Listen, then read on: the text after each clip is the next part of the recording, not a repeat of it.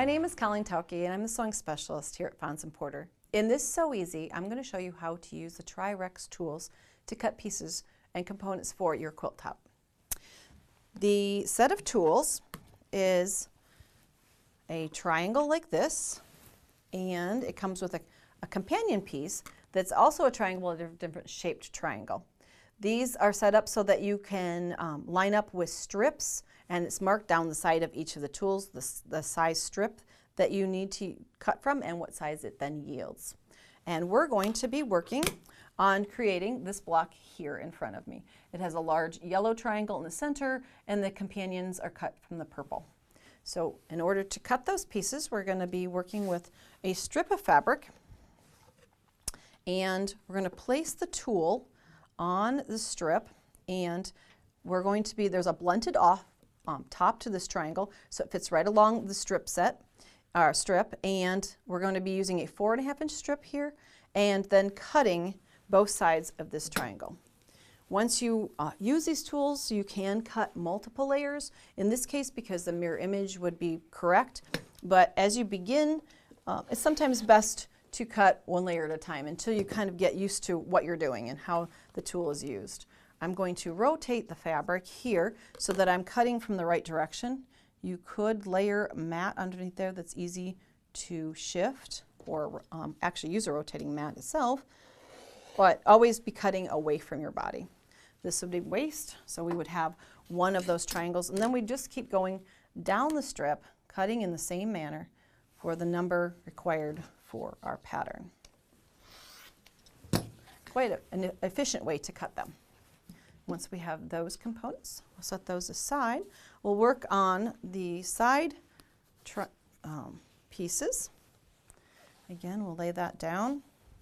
I've already gone in and squared up the end here so that we were ready to place the tool and start to cut pieces. And again, this is cut from a 4.5 inch strip. You can see that it's marked.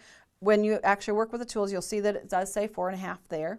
Again, it has a blunted top piece there, and we're going to be cutting along that angle. Now, a lot of us look at these blocks and go, I love the angle, I love the effect it has, but piecing these just seems like, how do we do this? With tools that give you accuracy in cutting, it can make the job a lot easier. Now, there's one tiny cut left, and there's a little angle at the top here that will help us with placement for our pieces when we're going to stitch them together. And it's just a tiny little engineered corner that comes off there. Then we would rotate the tool and continue cutting down the strip the pieces that you need. This. Now, this will create all of one side of the pieces you need here. We also need the reverse side.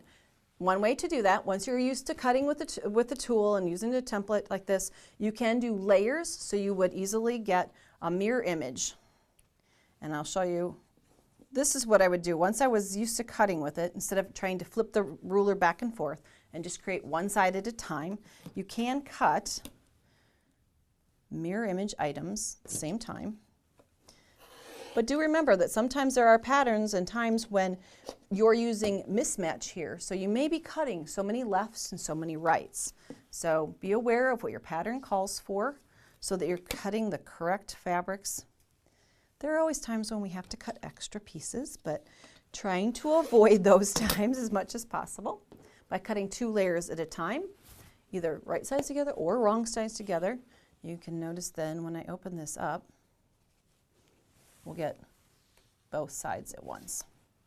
Now, once we have our pieces cut, and note that the blunted end of this center triangle goes in this position so that when you lay things together, that little tiny engineered corner that we took off there leaves a perfect triangle of the underneath fabric. And then we would come in and stitch a 1/4 inch seam starting at the very tip of that triangle towards the top. And I have one of those already completed.